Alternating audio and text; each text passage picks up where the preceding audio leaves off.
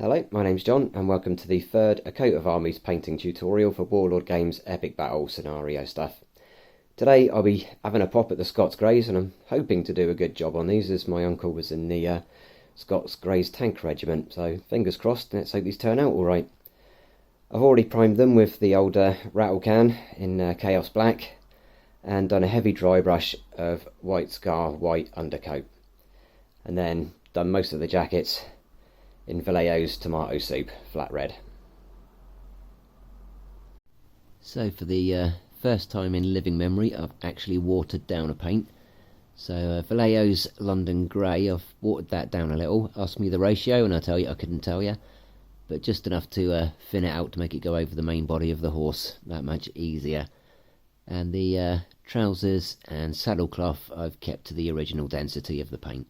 So again, Vallejo's London Grey. So using Abaddon Black, I've now gone over the figure and blacked out anything that's going to be metallic or anything that is black. Busby's, swords, ammo box, boots, stirrups, mechanisms on the rifle, and the sabretache, which in this case appears to be black again. And Mornfang Brown by Games Worker, or Citadel, call them what you will, for the sawn-off shotgun on the side, and obviously hair I've done one brown on here, but obviously hair is your own choice. I've now had a go at the horse with a very aggressive and heavy-handed dry brushing with Celestra Grey, just to make them look a little more lighter. It also leaves some of the muscle tone exposed, which is quite nice.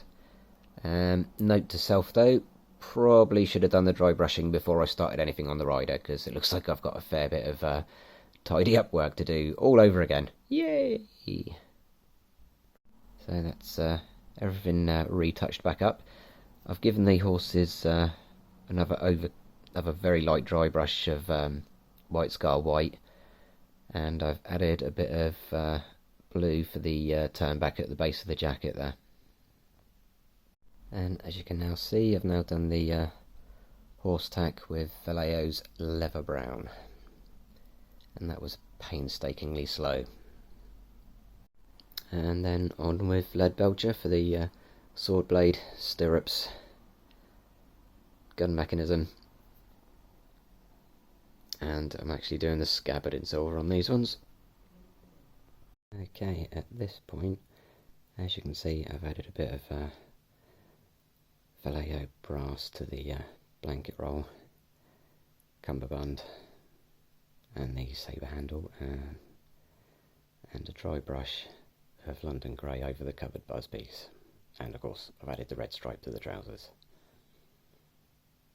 So now I've split the gold facing with a thin black stripe down through the middle, and added a double stripe of blue onto the saddle cloth there.